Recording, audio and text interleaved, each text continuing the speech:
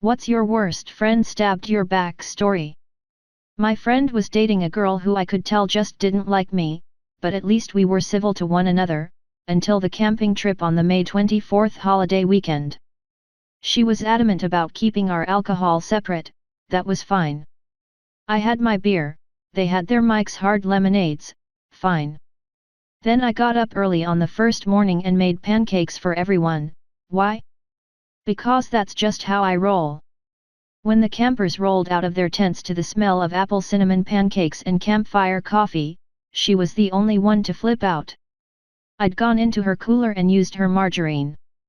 My buddy just looked pained and tried to keep the peace as I tossed her a toonie and apologized. Her reaction was to grab a lock from his gym bag and lock their tent with their booze and their food. Later, he came to me and asked if he could borrow the car, so that they could run into town, get some and have some words about being a bit easier with the other campers. I said okay, and handed him the keys. When they returned hours later, the tank was empty, and the field kitchen, a wooden box W/straps called a Wanagon W/plates, cutlery pots and pans etc., was missing from the back of the station wagon. We searched the camp, nothing. It was my dad's and had been handed down in the family for generations. I drove off to fill the tank and buy a new tub of margarine, and was halfway down the country road when I saw the Wanagon on the side of the road, smashed in the ditch. There were marks along the back panels beside the flattened down seats where one of them had clearly pushed it out the back of the moving car. After piling it all, stunned, piece by piece back into the wagon, I gassed up and drove back, then packed up. Not a word was said by anyone, until I tore up the camping permit and peeled out with their shouts behind me in the dust. Never spoke to either one of them again. Former best friend, college and med school roommate, banged and knocked up my ex-wife while I was deployed on the USS Nimitz, big loud aircraft carrier, for 6 months. Plus, the two wrecked and almost destroyed the 1965 Ford Thunderbird my grandfather passed down to me. I knew it was going to be a good divorce proceeding when the judge kept referring to me as Commander Gludko, sir, during the hearing. He was a former junior JAG officer. Edit, thanks for the karma, I'm mostly a lurker, but I had a feeling a deeply up point of my life as a comment would either bomb or give me massive points. As for comments and PMS, doing a total restore/modernization on the car, no longer on the Nimitz, and the Navy is awesome, at least for me. Watch the PBS documentary called Carrier, really good look at life on an aircraft carrier. I was in what I later realized was a very bad relationship, but at the time, this dude was like a religion to me. I was crazy about him. My best friend at the time was sort of a mean girl, but I wasn't very good at making friends, so I put up with her being cruel to people. She would never do anything to hurt me, right? Anyway, that relationship started getting abusive, but I kept with it because, you know, I was young and stupid. I convinced myself that if I tried a little harder, everything would just fix itself. It didn't, and after a few months, we broke up. Some time later, I was at a party, and my friend was a bit drunk. She told me, laughing the entire time, how she and this were sleeping with each other 2 weeks after we started dating. She details about how they would have while he was talking to me on the phone and then laugh about it. She went on to detail all of the ways and places they used to sneak around to sleep with each other. And this was the girl I would cry to when my ex would abuse me. She didn't seem to have any idea that what she was saying was up. She actually thought that I would think it was funny too.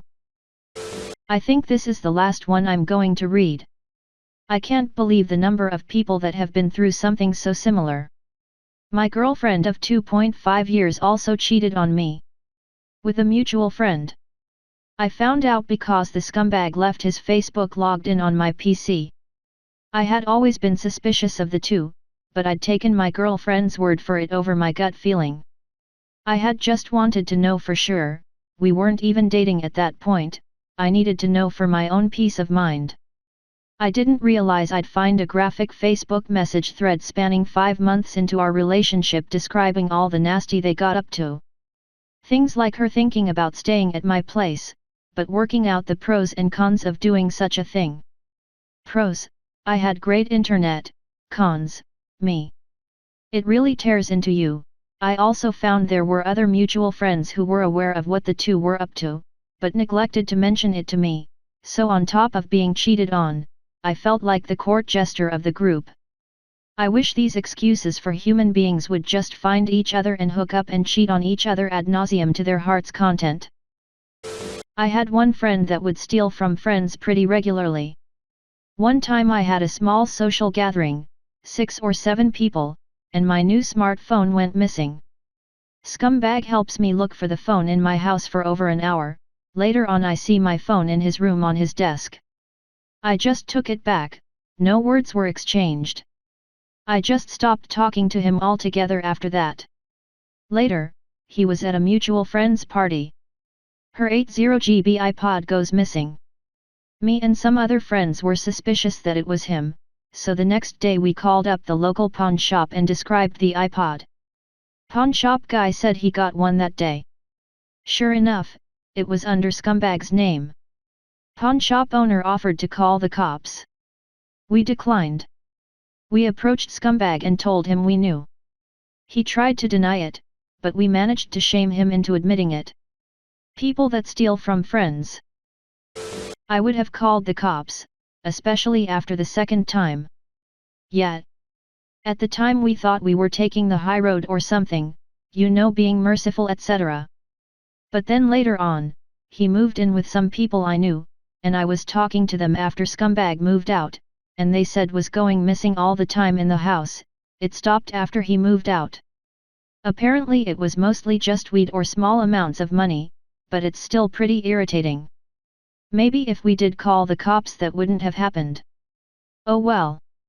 He's friendless now, hopefully one day he will realize that you can't steal from friends and still expect them to remain friends. I had a friend that I knew stole from me. He stole from pretty much all his friends, but it was never anything valuable, usually just change on the coffee table when you were in the bathroom, or a roll of toilet paper or something. We all knew, and we all knew why. Anyone who was new to the circle was warned, had it explained, and everyone agreed never to make a fuss about it. Some of us would even leave out extra change when he'd come over. If you couldn't afford it, you made sure to put the change away. I am nearly 100% sure he knew we knew, and knew we did it, and I know he knew we knew why. His mom had a drug problem, his dad had been gone from the picture for years. He took the change to buy food, or toilet paper, or other little household things. He'd never take money we offered to him, and it upset him, due to a warped sense of pride, and he couldn't move out due to health problems and a little sister that he took care of. So the group of us did what we could to help him. Edit, thanks to the kind Anon for the gold. There is a happy ending. The guy and his sister moved out once he finished undergrad, neck deep in loans, but likely paid off if that job held, and he got custody of her. Last I heard from them they were in SF, with D working a great job doing something he loves, and little D at college. She's probably graduated and, I hope, gotten the teaching degree she always wanted, by now. In high school I was in love with one of my best friends, I'll call her Jackie. Jackie and I dated a little bit, then right before prom I found out she was screwing my other best friend, I'll call him Sam. Turned out they were going to prom together and had planned never even coming to pick me up. I confronted him about it and he spread rumors around the school that I smacked Jackie around and emotionally abused her.